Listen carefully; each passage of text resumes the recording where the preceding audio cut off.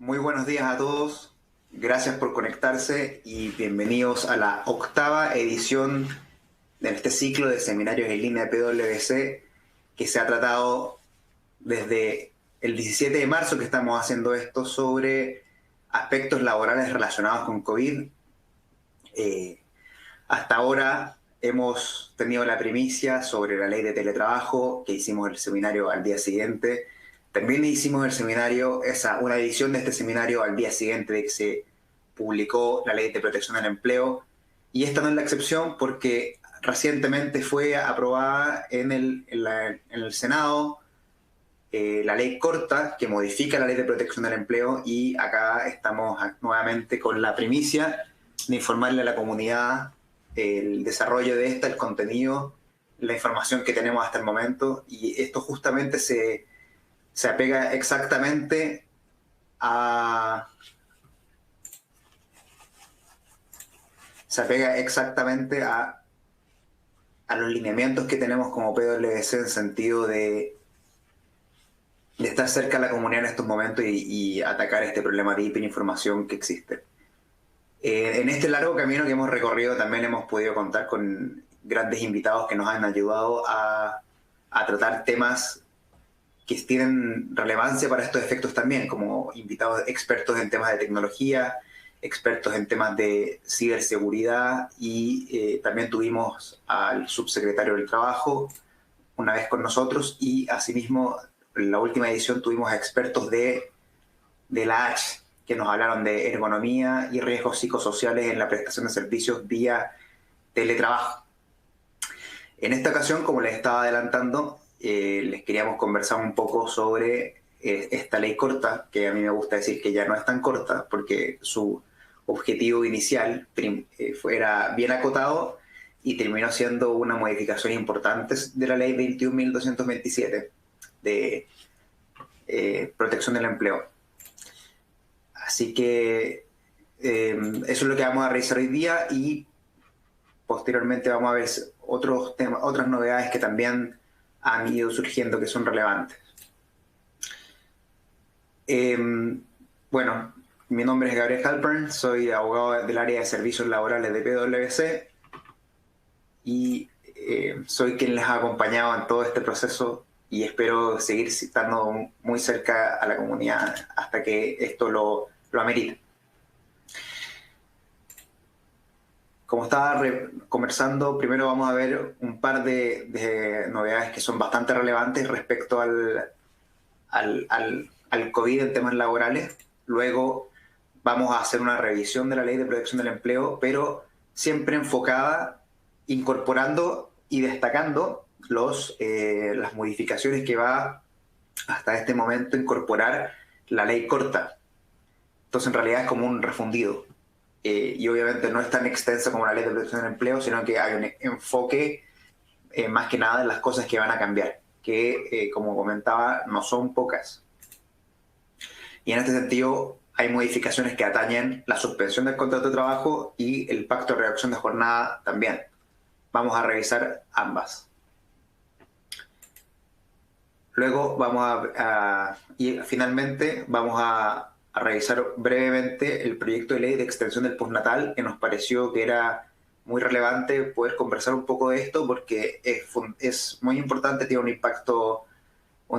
impacto sustancial en las relaciones laborales y que tiene una aplicación totalmente contingente porque está hecho para COVID y no solamente para COVID, sino para estados de catástrofe en general. Entonces es bien interesante el contenido de esta ley y bastante importante para todos los departamentos de recursos humanos de las empresas, bueno, y trabajadores también y organizaciones sociales también, porque esto aplica para todos.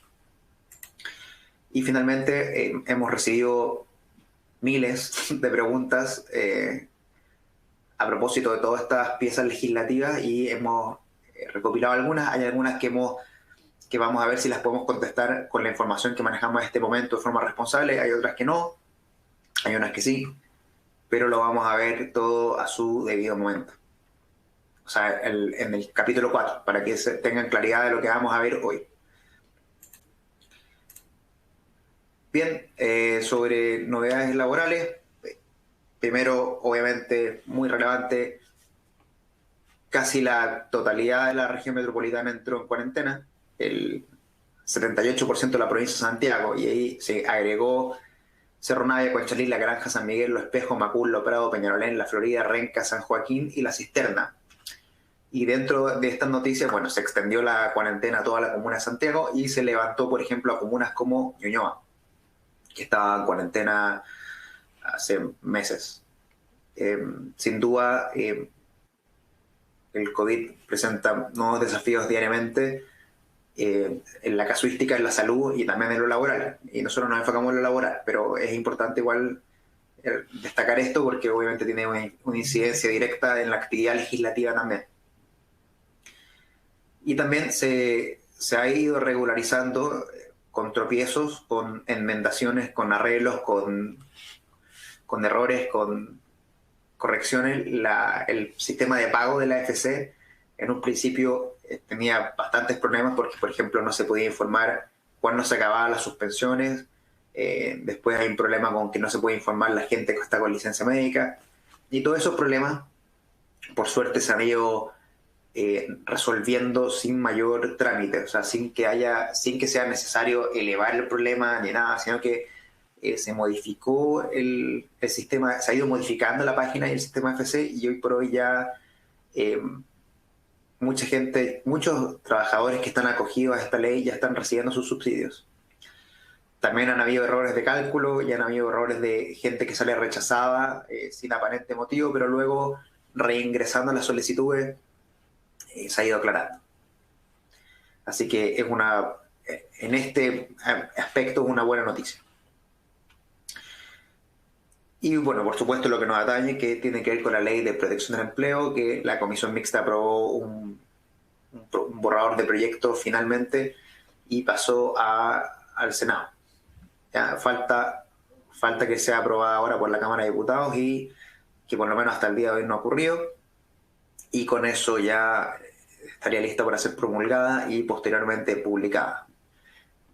Y en este sentido vale aclarar de lo que vamos a revisar ahora no está sido publicado, o es decir, no es ley todavía y no produce ningún efecto al día de hoy.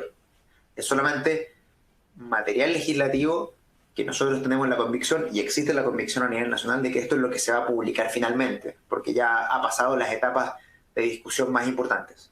Entonces, vamos a revisar por eso el webinar se llama Proyecto de Ley, porque no es una ley todavía. Entonces, en primer lugar, vamos a hablar ahora de la ley corta y la ley 21.227, que es la ley la ley de protección del empleo. Y en primer lugar, como ha sido la dinámica, vamos a, en primer lugar, referirnos a la suspensión del contrato de trabajo. Brevemente, suspensión por acto de autoridad es todo aquel acto emitido por una autoridad gubernamental que implique la paralización de actividades del territorio nacional o que prohíba la prestación total de servicios de alguna empresa determinada. Y el ejemplo más sencillo de esto son las cuarentenas, porque nadie puede circular. Entonces, las empresas que están ubicadas en zonas de cuarentena ya no pueden operar, y asimismo los trabajadores que viven en zonas de cuarentena ya por acto de autoridad tampoco pueden prestar sus servicios. En ambos casos ya se podría entender que existe un acto de autoridad suficiente para suspender un contrato de trabajo. En general, ¿ya? ¿Por qué? Porque hay excepciones. Las principales excepciones que no fueron modificadas es, en primer lugar, que se pacte la continuación de la prestación de los servicios, y el ejemplo más fácil de esto es el teletrabajo. La otra excepción de la gente que está fuera de este acto de autoridad es la gente que está con un subsidio por incapacidad laboral, que es la licencia médica. Y como todos sabemos, si se tiene licencia médica no se puede suspender el contrato. Entonces, ahí está la excepción.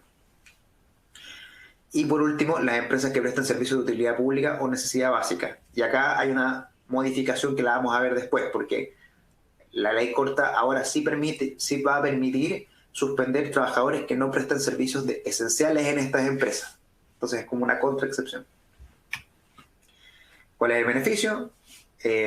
Retirar fondos o recibir giros de parte del fondo de cesantía sin estar cesante. Ese es como el beneficio. y tiene la aplicación retroactiva la ley. Bueno, esta ley fue publicada el 6 de abril, pero para trabajadores que venían suspendidos de antes del 6 de abril, igual se les incorpora el beneficio de recibir el subsidio de la AFC igual, de todas maneras. Eso en general, ¿cierto? Ahora sobre la suspensión bilateral, que es donde hay más modificaciones, porque respecto a la suspensión por acto de autoridad, las principales excepciones son los trabajadores que pueden ser efectivamente suspendidos, aunque presten servicios en empresas de utilidad pública o necesidad básica, y la inclusión de trabajadores de casa particular. Donde hay más modificaciones es en la suspensión bilateral del contrato de trabajo, que esta es la de mutuo acuerdo, que es cuando no existe un acto de autoridad, sino que simplemente, y originalmente en el texto de la ley, era posible para cualquier empresa que viera afectada total o parcialmente su actividad suspender contratos de trabajo. Y en este sentido era interesante el efecto que generaba esta expresión, porque es abierta. O sea, la definición de lo que era afectación, si bien podía investigarse si era tal o no, la definición a priori era bastante subjetiva.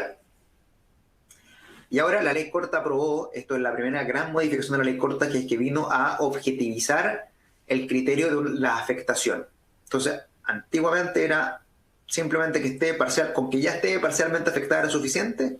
Ahora, para que se entienda afectada, es necesario que sus ingresos por ventas netas del IVA disminuyan en un 20% respecto del mismo mes del año anterior. Entonces, si se suspende un contrato en el mes de mayo, luego de publicada esta ley, en el mes de abril, porque es en el mes anterior al pacto, tiene que haber tenido un 20% menos de ventas netas de IVA. Si no cumple con este requisito, ya no se va a entender que cumple con los requisitos para suspender. Otro cambio importante, que ahora es que se va a poder denunciar cualquier persona por sí misma o las organizaciones sindicales en la DT, denunciar que los pactos que se celebren adolecen de vicios en los requisitos de la actividad de la empresa. Si bien la DT siempre ha tenido la facultad de fiscalización, ahora se incluyó una mención expresa a esta facultad. Entonces, hay que tener cuidado con el cumplimiento de estos requisitos. Y desde luego, el plazo de 6 meses de la vigencia se mantiene, que es hasta el 5 de octubre. La ley de la posibilidad de suspender el contrato de trabajo con subsidio de la AFC y reducir jornada. O sea, es la totalidad de la ley 21.227. Y ahora se permite, según la ley corta, lo que está en rojo a todo esto es lo nuevo, lo que está en la ley corta. Lo blanco es original. ¿Ya? Ahora se puede pactar la ejecución diferida en sentido de que, y se puede pactar de que ejerza efectos, que surta efectos desde el día siguiente de la celebración del pacto también. Y se puede pactar, como es de ejecución diferida, de que surta efectos más adelante. Es decir, que si se pacta el 15 de mayo, se puede decir que la suspensión empieza a producir efectos el 25 de mayo. El límite es que no sea más allá del primer mes del día siguiente. Entonces, si se pacta ahora para que surta efectos el 25 de mayo, estaría bien. Pero si se pacta ahora para que surta efectos el 5 de junio, estaría mal, porque el límite sería el 1 de junio. Bueno, esto es original, que si se dicta un acto de autoridad mientras existe un pacto bilateral, de suspensión, prima el acto de autoridad y no la suspensión de mutuo acuerdo, que eso no ha cambiado, y en la práctica a los trabajadores no les afectan nada sus giros, porque siguen estando suspendidos tal cual como antes. Y finalmente, lo que tampoco cambió es que el empleador debe hacerse cargo de presentar la declaración jurada a la AFC de que cumple con los requisitos. Entonces acá vemos la primera gran modificación, a mi entender, es la objetivización del criterio para entender que una empresa está afectada por el COVID-19. Algunas definiciones y elementos. Bueno, como ya era sabido, lo que no ha cambiado es que se sigue exigiendo a los trabajadores que presenten 3 cotizaciones continuas con el mismo empleador en los 3 meses anteriores al pacto. Entonces, si se pacta en mayo, el trabajador tiene que contar con cotizaciones en abril, marzo y febrero. Y si no tiene 3, pero tiene 2, es decir, que tiene abril y marzo, también va a ser posible siempre y cuando en el último año tenga 6 cotizaciones en total, continuas o discontinuas. Eso no ha cambiado. El beneficio que se entrega por parte de la AFC se calcula considerando el promedio de las remuneraciones imponibles en los últimos 3 meses. Eso no ha cambiado. Y lo que sí cambió, que está en amarillo, es que la AFC, antes de pagar, tiene que consultar a los sucesos. Es decir, se agrega un trámite en todo este panorama y para la suceso tiene que informar si el trabajador está recibiendo subsidio por incapacidad laboral.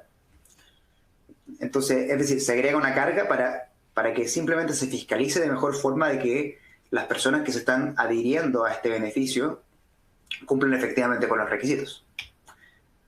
Y finalmente, lo que tampoco cambió, que era importante recordar, es que los fondos primero se giran de la cuenta individual por cesantía, y si estos fondos no alcanzan, se pasa a pagar de parte del fondo de cesantía solidario.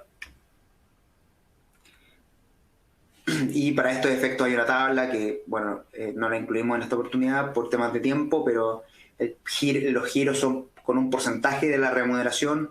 El primer mes, como vimos al principio, ya mucha gente lo está recibiendo, así que ya asumo que se entiende, el 70%, el segundo mes el 55%, y así va bajando.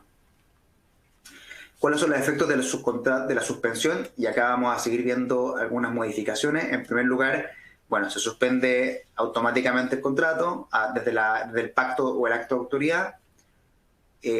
Producto de ello se suspende la obligación principal del contrato, que es la prestación de servicios de parte del trabajador y el pago de remuneraciones de parte del empleador. Y acá hay una modificación. Lo que no se suspende es el pago de las cotizaciones previsionales. Estas en la ley original se podían pagar con un desfase de 12 meses. Ahora la ley corta lo modificó y amplió este plazo a 24 meses. ¿Ya? Y hay un tema también con el cálculo, porque dice que ahora las cotizaciones se pagan sobre el 100%. En la ley original era 50%, pero igual hay una distinción, porque se debe calcular con el 100% de la remuneración del trabajador la cotización de salud, de cesantía y la ley sana. Y las demás cotizaciones, como la AFP, la comisión, el seguro de invalidez y sobrevivencia, por ejemplo, se deben calcular sobre el 100% del beneficio que se está recibiendo de la AFC.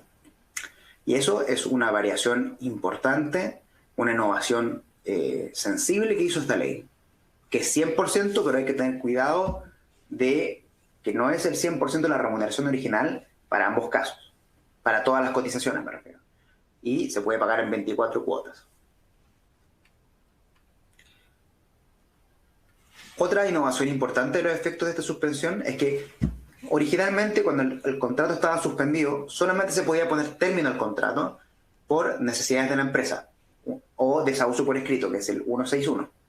Ahora se agregó la posibilidad de terminar contratos de trabajo por las causales del 159 números 1 al 5, que son renuncia, mutuo acuerdo, término de plazo, término de obra, muerte del trabajador. Eso ahora, y esto es importante porque había una duda con la ley original, qué ocurría con los trabajadores que el plazo de su contrato vencía durante su suspensión. Había una confusión importante ahí. Con la ley corta, esto se aclara y ahora, si se vence el plazo del contrato de un trabajador mientras esté su contrato de trabajo suspendido, no hay problema, se pone término a su contrato por esa causal, que no es un despido porque es un hecho objetivo. Otros efectos de la suspensión del contrato de trabajo y estos son todos nuevos, vienen con la ley corta. En primer lugar, no podrán acogerse a los beneficios de la ley, es decir, no podrán suspender ni reducir los trabajadores cuyos servicios sean necesarios para aquellas actividades excluidas de la paralización por parte de la autoridad. Y esto tiene que ver con lo que hablamos al principio, es decir, si los servicios de utilidad pública o que atienden necesidades básicas de la población, que según el Ministerio de Hacienda son los de seguridad, telecomunicaciones, agua, energía, abastecimiento, transporte, hotelería, los trabajadores que son necesarios para llevar a cabo estas operaciones no se pueden suspender. Y, contrariamente, los que no son necesarios, estrictamente necesarios, sí se podría suspender. Es una interpretación como en contraste, ¿no? Entonces ahí está el matiz de la norma original. Otra duda que se aclaró, y esto sí que fue o sea, bueno, hay muchas modificaciones acá, pero esta es una modificación que era muy necesaria, porque el tema de los alimentos, las pensiones de alimentos, es un tema muy importante en la sociedad en general, y como no habían remuneraciones originalmente, el empleador simplemente no podía retener nada para pagar los alimentos. Esto cambió. Ahora, cuando se presenta la declaración jurada en la AFC, parte de la carga del empleador es señalar quiénes de esos trabajadores tienen obligaciones como alimentantes. Y con esa información, la AFC va a poder retener hasta un 50% del subsidio. ¿Y qué va a hacer con esta retención? Se la va a entregar al empleador para que el empleador cumpla con su deber de pagar, o sea, de hacer de tramitador o de garante del pago de los alimentos de las personas que son alimentarias. Entonces, en resumen, el empleador tiene que decirle a la AFC, bueno, este contrato de esta persona ha sido suspendido y esta persona tiene obligaciones como alimentante por tal cantidad de dinero que equivale a X porcentaje del subsidio. Ese X porcentaje del subsidio, la AFC se la va a entregar al empleador directamente y el empleador la debe entregar en la billetera electrónica o en el juzgado, dependiendo del caso. Entonces, no cumplir con esto puede conllevar responsabilidad para las empresas, como era originalmente. Así que esto es algo muy importante y que hay que tener mucho cuidado.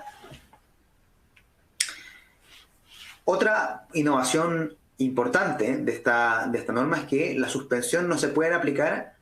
Bueno, originalmente las personas con fuero laboral, cualquiera sea el fuero, no podían verse afectados por la reducción de la jornada. Y eso era amplio. Como hablaba de fuero laboral, podía ser fuero por sindical, por negociación colectiva, podía ser por comité paritario, podía ser maternal, etc. Y ahora respecto a la suspensión, que había quedado abierta, hasta ahora, y sigue abierta porque esta ley no ha sido publicada todavía, pero en virtud de esta ley corta, que ya no es tan corta, las personas con fuero maternal no van a poder ser objeto de suspensión tampoco. Entonces, personas con fuero no va a poder ser suspensión ni reducción.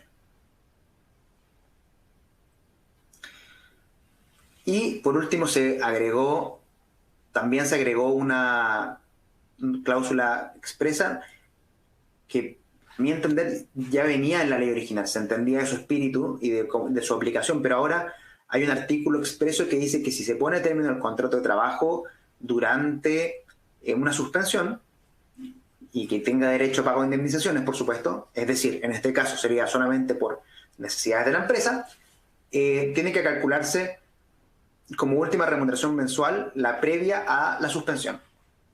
Entonces, no porque esté suspendido ahora el contrato, vaya un empleador a decir que su remuneración es cero y por tanto las indemnizaciones son cero.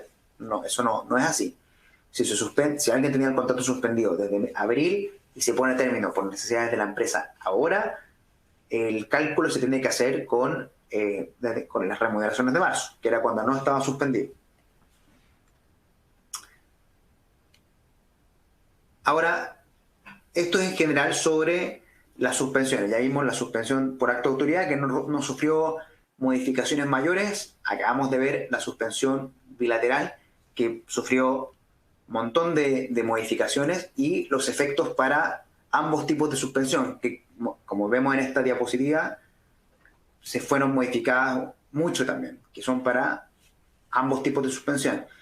Y ahora se agregaron también requisitos adicionales para las sociedades anónimas en cuanto a la suspensión. Y estos son cambios importantes, ¿ya? Bueno, son todos cambios importantes, pero este es un cambio que puede repercutir severamente.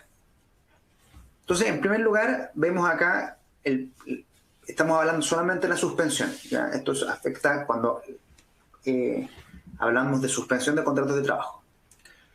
Las sociedades anónimas que sean parte de un grupo empresarial o que sean parte de un grupo empresarial que se acojan a esta ley, entonces es solamente la SA o cualquiera del grupo al que pertenecen, no podrán repartir dividendos a sus accionistas durante el ejercicio comercial en que la empresa o una de las entidades del grupo empresarial tengan contratos de trabajo suspendidos ante la AFC. Hay bastante información en este nuevo requisito para sociedades anónimas para acogerse a la ley de protección del empleo. Entonces lo vamos a analizar de uno. Entonces, no puede distribuir dividendo una sociedad anónima si se acoge a la ley 21.227. O si alguna entidad del grupo empresarial al que pertenece lo hace. Es así de simple. Entonces, una sociedad anónima no va a poder distribuir dividendos si se acoge a la ley 21.227 o si cualquier entidad del grupo empresarial que pertenece lo hace. ¿Y cuánto dura esta limitación? Todo el año comercial en que tenga trabajadores suspendidos.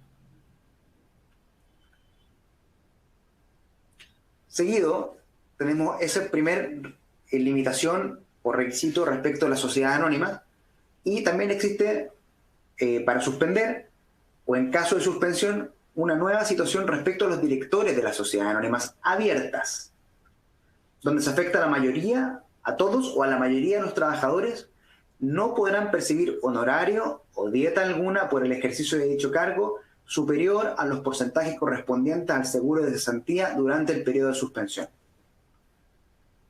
Esto también lo vamos a revisar con bisturí, como se dice. Entonces, en primer lugar tenemos directores de sociedades anónimas abiertas, en cuya sociedad anónima el 50% más uno, porque habla de la mayoría, o todos, entonces es desde 50% al 100%, de los trabajadores tengan sus contratos de trabajo suspendidos. La dieta que reciban tiene que ser proporcional a la FC. ¿Qué significa esto? Que el director recibió, supongamos que una empresa determinada suspende más de la mitad de sus trabajadores, la dieta que recibe cada director se tiene que hacer en la misma proporción que la FC. Entonces, desde el momento en que se cumpla con este requisito, la dieta que les corresponde recibir tiene que ser un 70% de la que le correspondía originalmente, y al mes siguiente un 55%. Ahora, acá hay muchas cosas que ir viendo, muchos detallitos, como que a veces las dietas son pactadas anualmente y cosas así, pero eso no lo vamos a analizar ahora porque ya es entrar en demasiado detalle. Estamos hablando de la ley corta en extenso. Bien. Eso es lo que hay que decir respecto a las suspensiones de contratos de trabajo en la Ley de Protección del Empleo.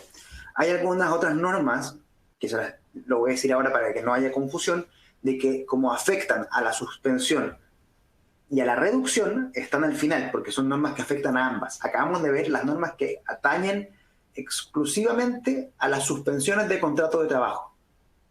Y por eso está la prohibición de distribuir dividendos, porque eso afecta a sociedades o grupos cuando tienen suspensiones, y las dietas rebajadas afectan cuando tienen la mayoría de sus trabajadores con suspensión. Además de los demás requisitos y limitaciones que vimos antes, que también afectan siempre cuando haya una suspensión de contratos de trabajo. Y a continuación, lo que vamos a revisar son los pactos de reducción temporal de jornada de trabajo, que también tiene algunas modificaciones. En primer lugar, y esto no cambió, se trata de un pacto, es decir, tiene que haber un mutuo acuerdo de las partes en que se rebaja la jornada y proporcionalmente la remuneración de los trabajadores por siempre un mínimo de un mes, y de ser un contrato indefinido tiene un tope de 5 meses, y si es de plazo fijo tiene un tope de 3 meses. La remuneración es de cargo del empleador solamente en la proporción que corresponda. O sea, si se rebaja un 50%, el empleador tiene que pagar el 50% de la remuneración.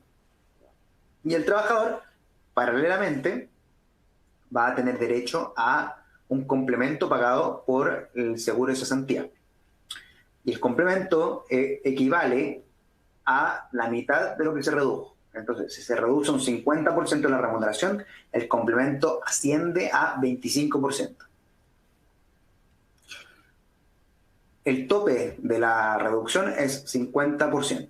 Entonces, si alguien trabaja 8 horas diarias, va a poder la máxima reducción que se admite es que trabaje 4.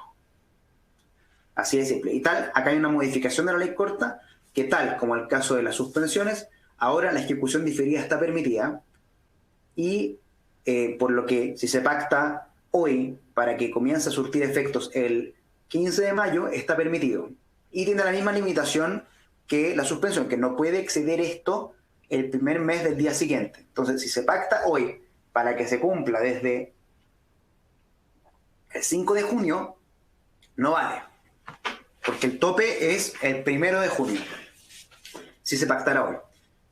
Y es importante que, bueno, algo que es un comentario que hay que hacer, que lo vamos a hacer más adelante, que las normas sobre la ejecución diferida y que pueda ser inmediato, porque habla de que se permite la ejecución diferida, pero la ley también ahora reconoce que puede pactarse para que surta efectos inmediatamente, lo que tiene una cierta diferencia con lo que había en la ley original. Entonces, cómo solucionar este problema es que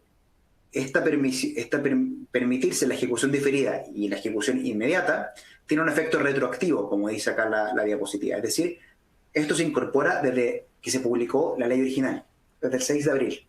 Es decir, todas las suspensiones que se han llevado a cabo desde el 6 de abril, o sea, y las reducciones de jornada, porque aplica para ambas, como lo vimos antes, todas se entiende que cumplen con la ley, aunque hayan tenido una ejecución inmediata, lo que parecía que era una adecuación que era necesaria. Lo de reemplazos no cambió, que si se necesita contratar más gente o reemplazar algunas funciones, debe priorizarse ofrecer este puesto de trabajo a trabajadores que tengan su jornada reducida. Y lo que tampoco cambió es la consulta a los sindicatos. No cambió en ninguna parte, no cambió en la suspensión bilateral ni en los pactos de reducción de jornada. Es decir, se tiene que seguir consultando al sindicato, pero esta consulta sería no vinculante. Es decir, que si el sindicato no contesta o responde negativamente, en realidad la obligación de la empresa se entiende cumplida con solamente informar o teóricamente consultar, pero prácticamente podría ser una información simplemente. ¿Cuándo procede el pacto de reducción de jornada? Que lo vamos a revisar porque hay unos pequeños ajustes. Y eso es cuando concurra cualquiera de los siguientes requisitos. En primer lugar, contribuyentes de IVA que declaren 20% menos de ventas en 3 meses, comparado con los 3 meses anteriores del año anterior, que esto no cambió.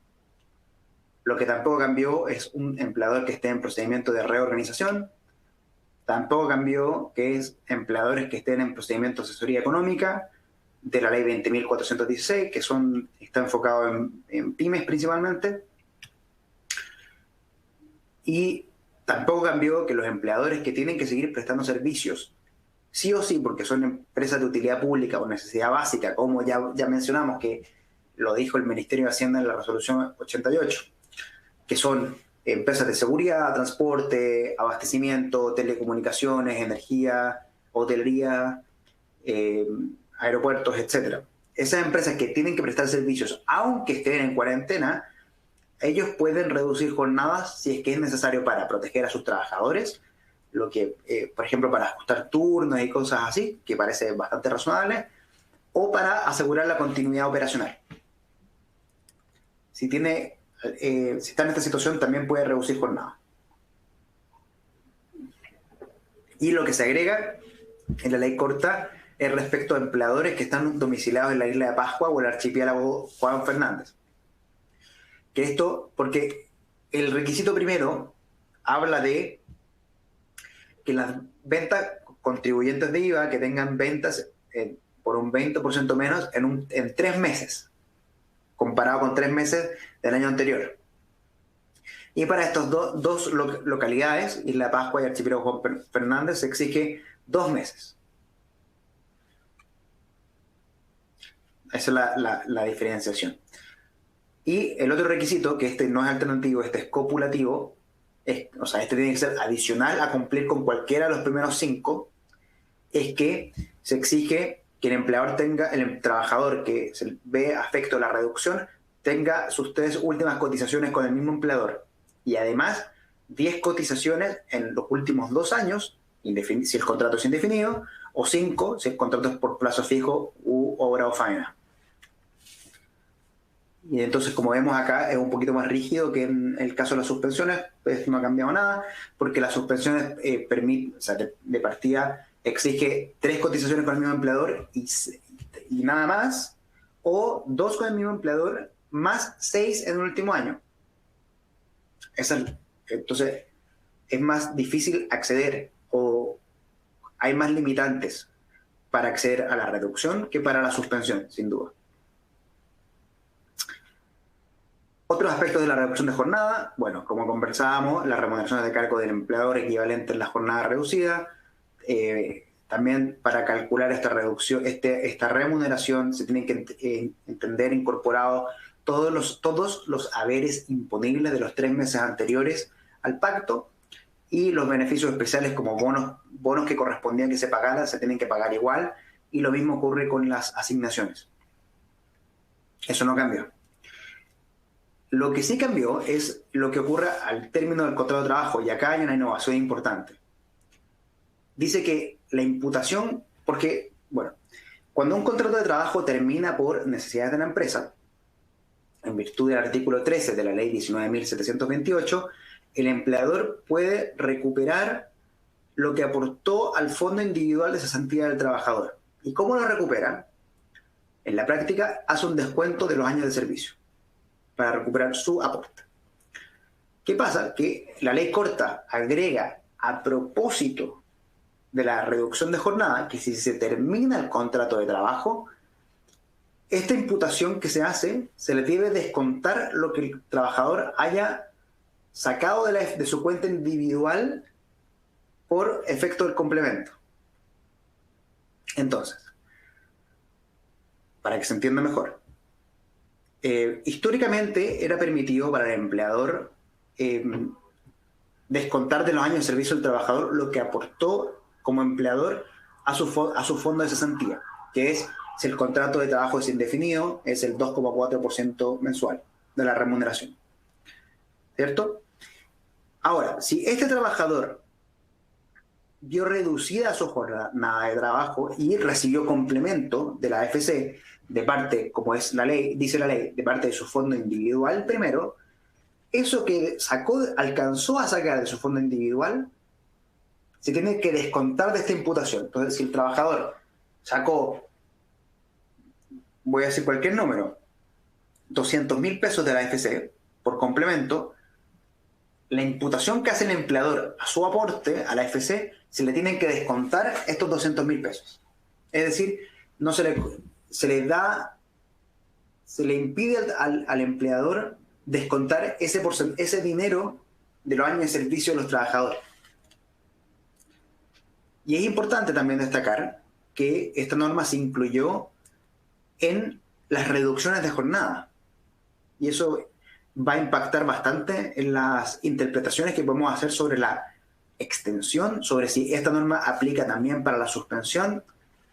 Vamos a ver eso. Y lo que no cambió es que las indemnizaciones se calculan con las remuneraciones previas al pacto. Bueno, y sobre las cotizaciones aplica lo mismo, que ahora se pueden pagar en 24 meses las cotizaciones, no hay problema. y esto también es retroactivo, en el sentido de que si se adeudaban previamente a esta ley corta, igual se va a extender el plazo de 24 meses. Y sobre el complemento, decir que el tope del complemento es 225.000 pesos, como ya esto no ha cambiado. Lo que sí cambió es que si el complemento, si la reducción de jornada no se dio por un periodo completo de un mes, se va a poder pagar un complemento proporcional, lo que pareciera que era necesaria esta adecuación, ¿cierto? Y tal como ocurre con la suspensión del contrato de trabajo, gracias a esta ley corta, es que ahora, al momento de solicitar los complementos, los empleadores también van a tener que informar quiénes de estos trabajadores tienen obligaciones como alimentante. Y con esta información, lo que va a hacer la AFC es entregar el porcentaje o los dineros que corresponden a estos alimentos al empleador para que el empleador los entere en la billetera electrónica del trabajador o en el juzgado de familia que corresponda. Y tiene un tope de un 50% de retención. Entonces, si el complemento es de 200.000 pesos o 225.000, que es el tope, no se podrá retener para efectos de alimentos más allá de 112.500 pesos. Entonces, es la misma norma que para las suspensiones, el tema de la posibilidad de embargar o retener hasta el 50% del beneficio. Y es interesante también que, como dice embargo, si alguien tiene deuda por alimentos, va a ser posible pedirle al Tribunal de Familia que oficie a la AFC para que retenga un porcentaje de este complemento o del subsidio de AFC si es que es suspensión. Interesante. Herramienta para las personas que están involucradas en asuntos de alimentos. Y ahora, ya habiendo repasado las principales modificaciones que se han dado sobre suspensiones y reducciones en específico a cada una, hay normas nuevas de la ley corta y originales también que afectan a ambas, y esas son las que vamos a ver ahora. En primer lugar, y esto sufrió una modificación importante, que es el artículo 22 de la ley 21.227, ¿qué decía este artículo? Que las empresas que tengan contratos o programas con entidades claro, que estén financiadas íntegramente con la ley de presupuestos, no podían adherirse a esta ley, siempre y cuando sigan recibiendo los pagos de estas instituciones públicas. ¿Ya? Y esta limitación se excluyó para las empresas que tienen ejecución de obras o proyectos de inversión y que se paguen según el estado de avance de obras. Entonces, las empresas que se pagan según el estado de avance de obras, si la obra no ha avanzado, pero ha recibido sus pagos, igual puede suspender, porque ahí había algo que adecuar igual, porque había empresas que, por ejemplo, de concesionarias que dejaron de trabajar y por haber recibido siempre los pagos del Estado, se entendía que estaban excluidos de poder suspender. Ahora no, que si es por estado de avance, que son, por ejemplo, el ejemplo que dije, van a poder adscribirse a esta ley, en el sentido de suspender o reducir en su caso. Y también hay una limitación más, porque si se agrega la ley que si se trata de una empresa manipuladora de alimentos, UNAEV, no se podrá suspender ni afectar remuneraciones ni trasladar a las personas del lugar de trabajo, y esto siempre y cuando se siga recibiendo el pago de la UNAEV. Entonces, si es una manipuladora UNAEV y se sigue pagando, nadie nunca se va a poder suspender ni afectar remuneraciones, que bueno, es algo que tiene sentido si es que se siguen recibiendo los dineros y prestando servicios, que eso quizás no esté ocurriendo por los colegios o la institución, pero lo que sí es una modificación importante es que tampoco van a poder trasladarlas del lugar de trabajo a estas personas, que es un efecto importante. Es una repercusión fuerte. A los trabajadores que son beneficiados con las los subsidios y los complementos que incorpora esta ley, no se ven afectados para recibir tampoco el subsidio del empleo y el subsidio del empleo de la mujer. ¿Ya? No porque reciban subsidios AFC pierdan su calidad de beneficiarios de estos beneficios. Que eso podría haber sido un problema porque estos beneficios a veces exigen que no se reciban otros beneficios de parte del Estado. Entonces, hay que hacer clara que por recibir AFC no se pierde la posibilidad de recibir estos dos subsidios. Y lo agrega la ley corte, por eso está en amarillo, lo agrega expresamente. La ley incorporó los números de leyes de estos subsidios. Nosotros pusimos los nombres de las leyes para que se entienda mejor. Y una excepción general a la ley, tanto para suspensiones y reducciones, es que y dice lo siguiente: no se podrán acoger a la presente ley las empresas controladas por sociedades que mantengan capitales o empresas relacionadas en territorios o jurisdicciones con régimen fiscal preferencial. Y esto también hay que verlo con lupa, porque estamos hablando de empresas controladas por sociedades que mantengan sus capitales o empresas relacionadas o filiales en territorios o jurisdicciones con régimen fiscal preferencial. Entonces, agrega aspectos societarios esta ley, como control y grupos empresariales, cuando hablaba en las suspensiones previamente, que hay que estudiarlos con más detenimiento. Entonces, si alguna empresa tiene capitales o empresas relacionadas en un paraíso fiscal, no sé, hay más de 100 paraísos fiscales declarados por el Servicio de Impuestos Internos, como Angola, Congo, Islas Vírgenes, Islas Británicas, Sri Lanka, Costa Rica, etc. Esas empresas no pueden ni siquiera suspender ni reducir. Y eso es distinto porque, como vimos al principio sobre las sociedades anónimas, si la sociedad anónima tiene suspendidos trabajadores, solamente suspendidos, no puede distribuir dividendos. Y si tiene más de la mitad suspendido, la dieta de los directores se ve rebajada proporcionalmente igual que la AFC.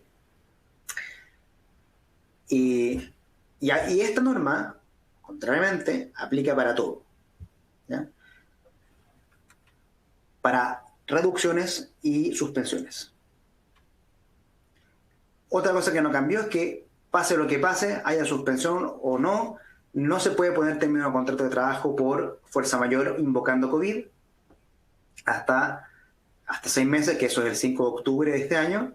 Y también, bueno, yo creo que su efecto se está disolviendo día a día, que es que desde la pandemia, desde el estado de catástrofe, que fue el 18 de marzo, hasta la publicación de la ley 21.227, que fue el 6 de abril, si se puso el término contrato de trabajo, no hay finiquito, las partes podrían pactar la reincorporación del trabajador.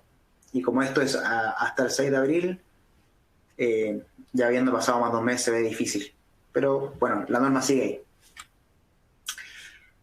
Sobre la vigencia de las normas, y ahora me voy a referir a la vigencia de las normas de la ley corta, que son muy importantes. Esto es un tema muy sensible. ¿Qué dice la ley? Tiene un artículo transitorio, la ley corta, que se refiere a la vigencia de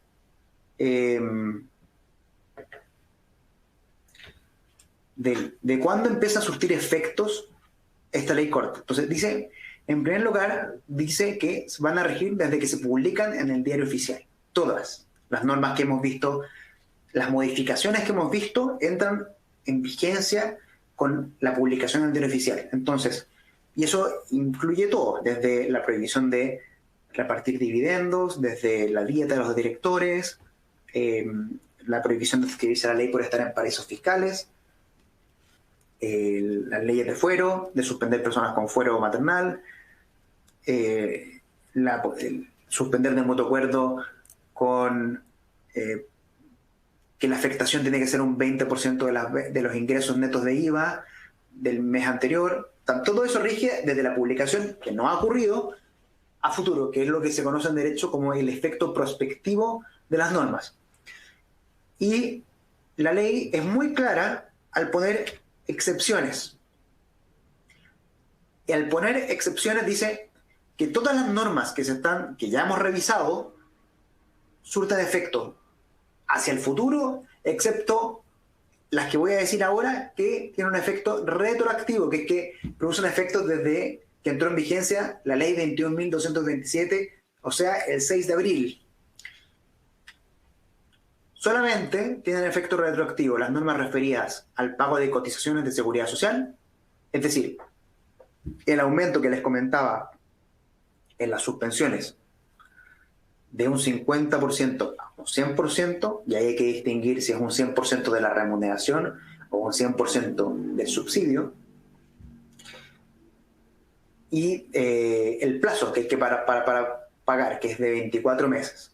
¿Ya? O sea, todas las cotizaciones que se debían pagar desde el 6 de abril en adelante, se tiene un plazo de 24 meses para pagarlas. Y esto aplica para las cotizaciones producto de las suspensiones y las cotizaciones producto de las reducciones de jornada.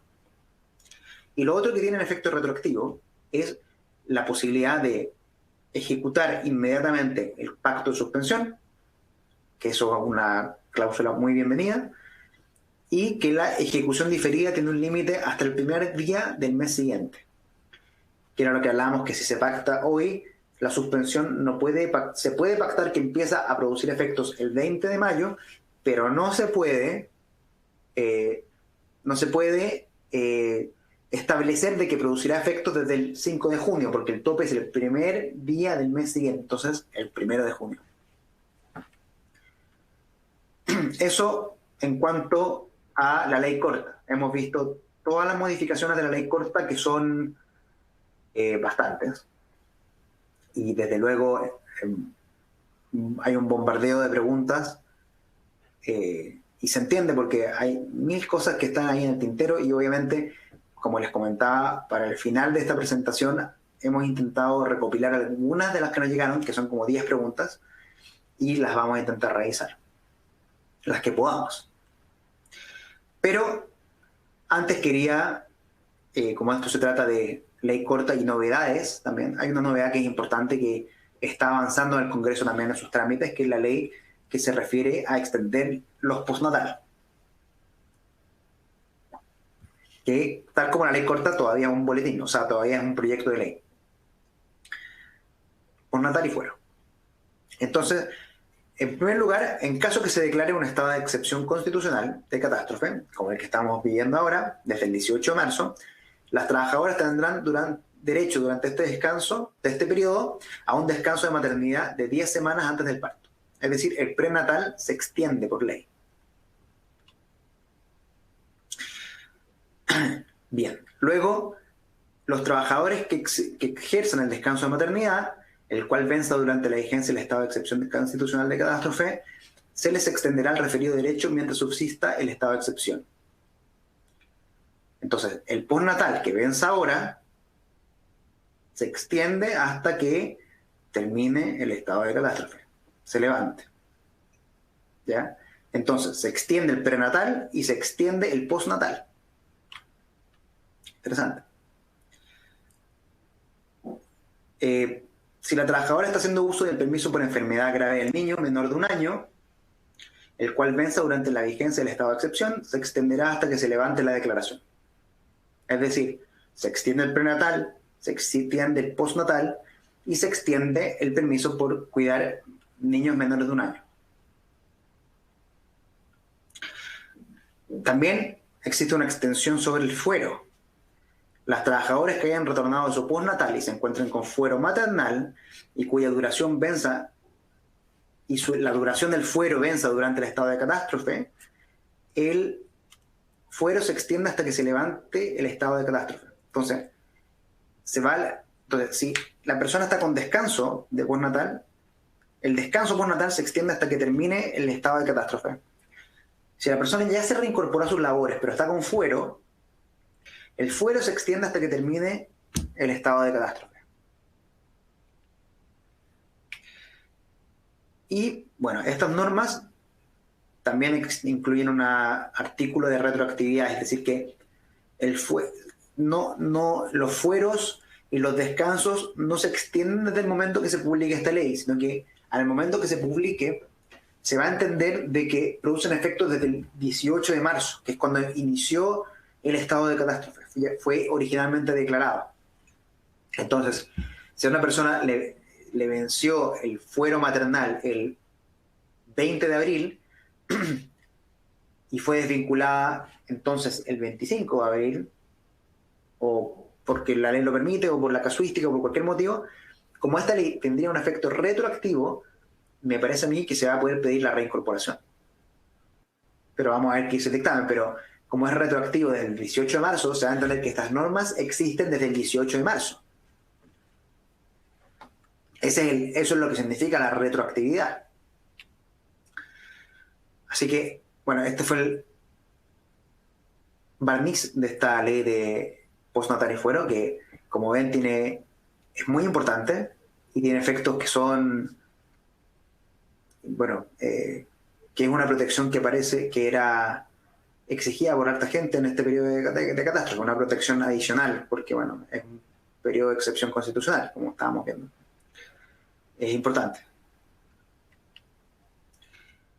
Y ahora, bueno, justo ha pasado la hora, bueno, estamos llegando entonces estamos justo en la hora para ver algunas preguntas que nos han llegado. Tanto, bueno, ahora hemos podido mirar que han llegado y también son algunas que hemos podido compilar, porque cuando hacemos las invitaciones también abrimos la puerta para que nos envíen preguntas y poder analizarlas acá. Entonces, si la trabajadora que está embarazada antes de comenzar su descanso por prenatal, ¿se puede pactar la suspensión del contrato de trabajo? Y aquí, para responder a esta pregunta, hay que irse a la retroactividad de las normas. Como vimos antes, suspender contratos de trabajo con personas con fuero maternal va a estar prohibido desde la publicación de la ley hacia adelante, porque no hay una norma que establezca que esta prohibición es retroactiva. Esto obviamente tiene que ser confirmado por la Dirección del Trabajo, pero la letra de la ley es clara en el sentido de que lo único que es retroactivo es el tema de la ejecución diferida y el tema de las cotizaciones. El tema de la prohibición de suspender a personas con fuero maternal no está incluida entre las normas de retroactividad. Y bueno, hay que aclarar también que las trabajadoras que están embarazadas están con fuero. O sea, el fuero se inicia desde el momento de la concepción. Bueno, entonces, esta persona está con fuero. Al día de hoy no hay ninguna norma que le prohibiría a las partes, tanto ella como una empresa, suspender su contrato de trabajo. No hay ninguna norma. Solamente hay una limitación para la reducción de jornada de trabajo. Con la ley corta se incorpora la limitación de que personas que están con fuero maternal tampoco pueden ser sujetos de la suspensión de su contrato de trabajo. Y como vimos, aparentemente por la letra de la ley, esto no tendría un efecto retroactivo desde el 6 de abril, sino que solamente hacia adelante. O sea, si una persona ya estaba suspendida, aparentemente esta ley corta, esta nueva prohibición, no la afecta, sino que solamente a nuevos pactos. ¿Qué pasa con los trabajadores que sus domicilios están ubicados en comunas con cuarentena total y no pueden desarrollar teletrabajo? ¿Se puede determinar que la relación se mantiene suspendida por acto de autoridad? La respuesta es claro, sí. Esta es justamente la definición de la suspensión del contrato de trabajo por acto de autoridad. El trabajador no puede concurrir a su trabajo, no puede prestar sus servicios por un acto de autoridad, que sería una cuarentena, y no puede, bueno, no se pacta, y además no se puede continuar prestando sus servicios. Así que esto sería de cajón lo que sería la suspensión por acto de autoridad. ¿Es obligatorio dar aviso a la AFC cuando la relación laboral se ha suspendido por acto de autoridad? Claro, hay que avisar a la AFC, bueno, y subir la nómina a la Dirección del Trabajo también. Pero la parte de la AFC es fundamental porque de esa forma es que la AFC paga el subsidio. Si no, el subsidio por suspensión no le va a llegar al trabajador. ¿Puede el trabajador optar al beneficio de la Ley de Protección del Empleo si el empleador no ha pagado sus cotizaciones previsionales? Sí, la respuesta sí se puede, porque lo que exige la ley es que las cotizaciones estén registradas. Es decir, que lo único que se necesita es que el empleador haya declarado que le correspondían estas cotizaciones al trabajador.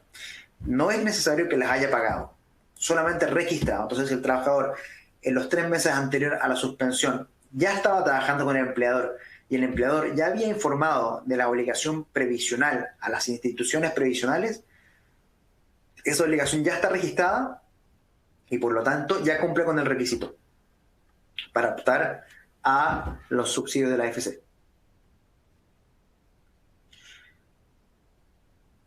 Si ahora la obligación de pago de cotizaciones previsionales se calcula al 100%, como hablábamos antes, efectivamente, ¿se debe pagar lo adeudado retroactivamente? Y la respuesta es sí, porque en este caso la ley incluye un artículo específico sobre la retroactividad de esta norma. Entonces, por más que la suspensión haya ocurrido el 7 de abril o el 27 de marzo, es desde ese momento en que se tienen que pagar el 100% de las cotizaciones y como vimos, algunas cotizaciones son el 100% de la remuneración original y otras cotizaciones son el 100%, o sea, calculada sobre el 100% del beneficio que están recibiendo. Y el tema es que ahora se amplió el plazo para pagarlas a 24 meses y obviamente va a ser sin intereses. Bueno, eso tiene que ser aclarado, pero la idea al dar plazo significa que no hay mora y si no hay mora no hay intereses. Así que sí, si se pagó el 50, como correspondía hasta el día de hoy, porque esto todavía no ha sido publicado nuevamente, va a haber una deuda. Va a haber una deuda.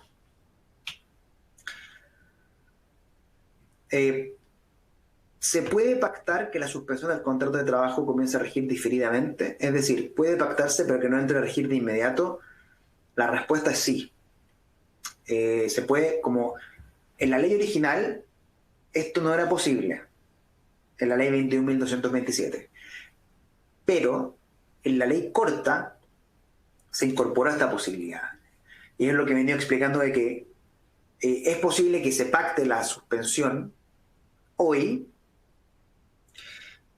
que es 8 de mayo, y decir que empieza a surtir efectos el 20 de mayo. No hay problema, pero tiene el límite de que a lo más tiene que ser el primer día del mes siguiente. Es decir, el 1 de junio en este caso. Si se pacta hoy, 8 de mayo, o bueno, la ley todavía no ha entrado en vigencia, pero bueno, si se pacta hoy, 8 de mayo, y se dice, bueno, es que la suspensión va a empezar a regir el 5 de junio, eso no estaría pegado a la ley. Estaría prohibido eso. Lo debería rechazar la FSA. Aplica las nuevas restricciones de la ley corta a sociedades por acciones. Esta es una pregunta, claro, que llegó y esto ya es un tema más difícil porque deberíamos, lo más prudente es esperar el pronunciamiento de la Dirección del Trabajo en su dictamen que tiene que emitir, que espero ocurra pronto, pero pareciera que por el texto de la ley, que es bastante claro, que es bastante preciso, al hablar de sociedades anónimas, al hablar de grupos empresariales, al hablar de, en otro momento habla de sociedades anónimas abiertas, y nunca habla de sociedades por acciones. Entonces, en realidad, el texto expreso de la ley excluye estas restricciones a la ley a las sociedades por acciones, a las SPA. Pero eso es, hay que ser más conservador en interpretar esto y esperar el dictamen. Yo lo que diría acá es, no están afectadas las restricciones, pero para tomar cualquier decisión, mejor esperar y estar seguro. Si una sociedad anónima o el grupo al que pertenece deja de tener trabajadores suspendidos, ¿puede distribuir utilidades?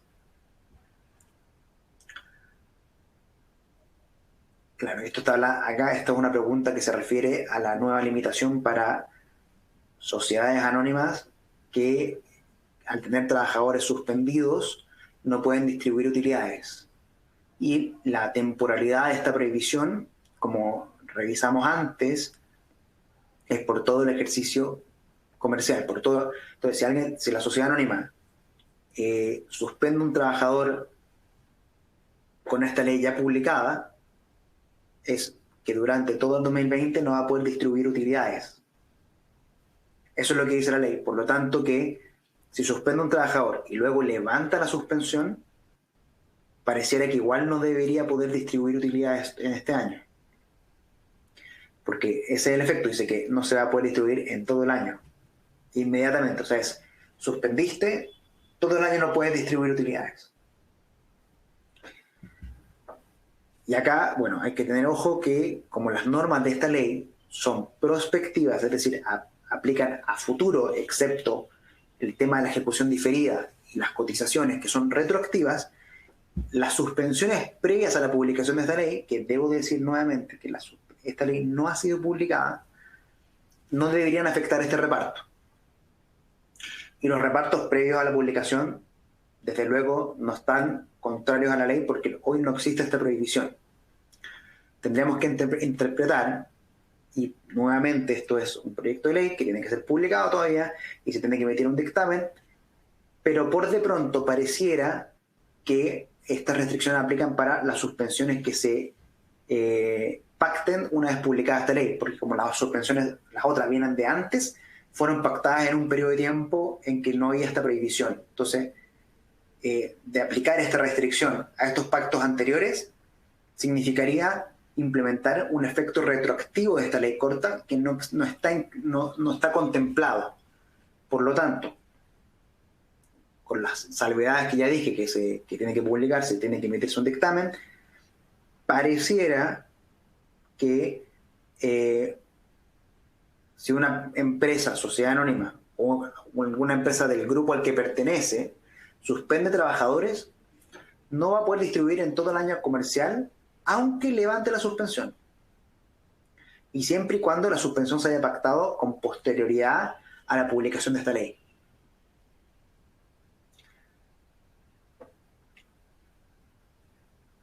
Si una empresa ya cuenta con contratos de trabajo suspendidos, pero con la ley corta no cumple los requisitos, ¿se entiende que los contratos retoman su vigencia?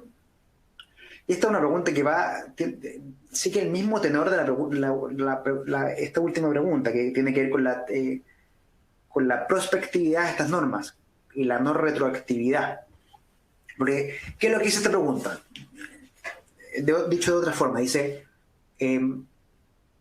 yo suspendí un contrato de trabajo el 20 de abril y hoy, o sea, bueno, no hoy, cuando se publica esta ley, que va a ser pronto, me doy cuenta que cuando suspendí este contrato no tenía un 20% menos de ventas netas de IVA en marzo comparado con marzo de 2019, que ese es el requisito. Entonces, debemos entender, la pregunta es que esa suspensión no produce efectos y por lo tanto ese contrato vuelve a la normalidad, por decirlo así, con todas las consecuencias que eso conllevaría. Y para responder esto, nuevamente tengo que hacer la salvedad de que esto es un proyecto de ley que no ha sido publicado y que también está pendiente en la emisión de el dictamen por parte de la Dirección del Trabajo. Sin embargo, como sí podemos decir que las normas sobre los requisitos para optar a la suspensión bilateral del contrato, que es esta objetivización del 20% que hablábamos, no tiene un efecto retroactivo, debemos entender que las suspensiones pactadas con anterioridad a esta ley no están afectadas a esta ley, porque esta ley afecta solamente hacia adelante, a pactos que se celebren hacia futuro. Entonces, si me di cuenta, o sea, no es que me di cuenta, si es que ocurre que la empresa no cumplía con el requisito del 20% menos de ingresos netos de IVA, al haberse pactado previo a la publicación de esta ley, esta restricción no le debería afectar. Entonces, si no se cumple con el requisito mañana, o sea, hoy, ni mañana, ese contrato celebrado anteriormente va a mantenerse suspendido igual, o debería mantenerse suspendido igual, porque esta norma no es retroactiva. Este requisito nuevo aplica solamente, o debería aplicar solamente, para las suspensiones pactadas con posterioridad a la publicación de esta ley, que ese es el efecto prospectivo que no fue alterado en el texto de esta ley. Como ya he dicho reiteradamente, igual debemos esperar de que esto lo confirme, lo debería ratificar la Dirección del Trabajo en su dictamen.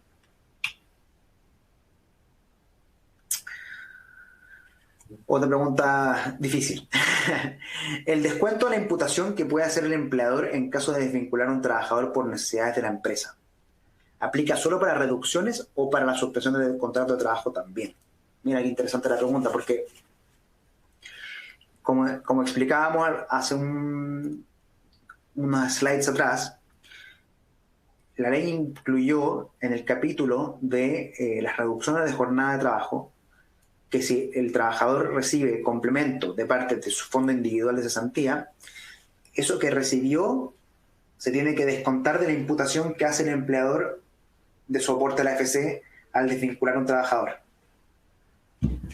¿Cierto? Entonces, si históricamente un empleador puede descontarle de los años de servicio a un trabajador lo que aportó a sus fondos de cesantía, a ese descuento que hace no se le tiene que descontar, o sea, se le tiene que restar a este descuento lo que el trabajador reciba de la AFC por concepto de su complemento. ¿Ya? Y la pregunta es que si este descuento a la imputación aplica para los giros que reciba el trabajador por concepto de complemento o también por concepto de subsidio de la AFC por concepto de suspensión. Y acá tenemos que ver cómo lo interpreta la Dirección del Trabajo y bueno, cómo lo va a interpretar finalmente, porque este es un tema que se judicializa muchas veces, el descuento de la AFC. Vamos a ver cómo lo interpretan todos esos intervinientes, pero pareciera que por la ubicación de la norma, que está estipulada expresamente en el capítulo y en el artículo sobre reducción de jornada, debería afectar solamente a estas reducciones y no a las suspensiones. Entonces, si es que un trabajador recibe giros de su AFC por el subsidio entregado producto de la suspensión de su contrato de trabajo, eso no debería servir para descontar la imputación del empleador, sino que debería descontarse de la imputación que haga el empleador en caso de terminar el contrato de trabajo de un colaborador que tenga la reducción solamente. Entonces, para responder en simple, ¿aplica solo para reducciones o para suspensiones también? La respuesta en breve debería ser, bueno, tenemos que ver la confirmación de la EDT y la interpretación final que hagan los tribunales, pero interpretando el texto de la ley y la ubicación, la geografía de las normas, debería aplicar solamente para las reducciones y no para las suspensiones.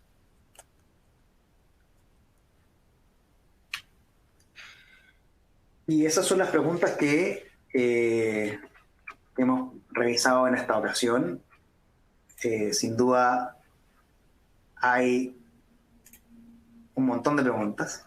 De hecho, hay más de 80 preguntas que llegaron ahora, que obviamente hay temas que entiendo no han sido, pueden quedar dudas porque hay muchas modificaciones a una ley que ya presentaba muchas dudas en su origen. Entonces, sin duda que vamos a estar atentos a todas estas preguntas, vamos a intentar contestarlas. Si no fueron contestadas ahora, porque muchas de estas las vimos ahora, hay otras que venían de antes y hay otras que hicieron ahora que ya contestamos. Si no las revisamos ahora, vamos a ver si las contestamos directamente con las personas que lo hicieron o si las vamos a revisar en el próximo seminario que vamos a hacer seguramente, porque este es un tema en desarrollo, la ley ni siquiera ha sido publicada, falta el dictamen y desde luego pueden haber más modificaciones, pero en uno u otro caso vamos a referirnos a estas consultas en la próxima edición de todas maneras, si es que faltó. Así que bueno, ya estamos sobre el tiempo, así que agradecer la participación de todos. La audiencia ha sido elocuente en su cantidad, como ha sido la dinámica hasta ahora, y agradecer y decir, bueno, finalmente cada día que va pasando es un día que estamos más cerca de una vacuna o un remedio paliativo de los síntomas, entonces estamos más cerca del final por cada día que pasa. Y bueno, nuestro compromiso como PwC es sin duda ser un aporte a la comunidad en general, para entregando la información de manera técnica, seria y objetiva, y ayudarlos en los procesos que tengan, porque obviamente estos son temas complicados que involucran gente, y como involucran gente, es un mundo, cada uno es un mundo en sí mismo. Entonces, es algo que hemos estado preocupados de hacer y que hasta ahora hemos sido apoyados sin duda por ustedes para participar, y eso justifica que se siga haciendo. Así que agradecerles a nombre del equipo de servicios laborales de PwC. Mi contacto está aquí, lo tienen en la pantalla, estoy a su disposición. Y nos vemos en una próxima vez, que va a ser seguramente la próxima semana. Como es la dinámica, las invitaciones son ventiladas por las redes sociales de PwC, la mía personal también, que mi LinkedIn es Gabriel Halbrand Mager. Ahí también se va compartiendo todo el material, porque sacamos también newsletters, invitaciones a distintos seminarios, etcétera, y desde luego también llegan por correo electrónico. Así que eso más que nada, darle las gracias nuevamente, y nos estamos viendo, fuerza, va quedando menos ya. Las cuarentenas se extendió a muchas comunas de la región metropolitana, pero es por un bien mayor, es por la salud de todos, y utilizar las herramientas que nos está dando el Congreso y el gobierno para poder atravesar este momento de la mejor forma posible, el que es un momento difícil del que nadie está ajeno y obviamente nos afecta a todos un montón. Eso, mi correo electrónico sigue abierto para recibir sus consultas y obviamente compartir experiencias y quizás ver cómo ayudarlos más formalmente, o también si se necesita algo más profundo, algo que se reciba, algo que se pueda revisar, también estamos a su disposición. Y eso, no me quiero extender más con este saludo, esta despedida, así que muchísimas gracias a todos, y nos estamos viendo y fuerza, fuerza a todos. Les mando un abrazo muy grande a la distancia.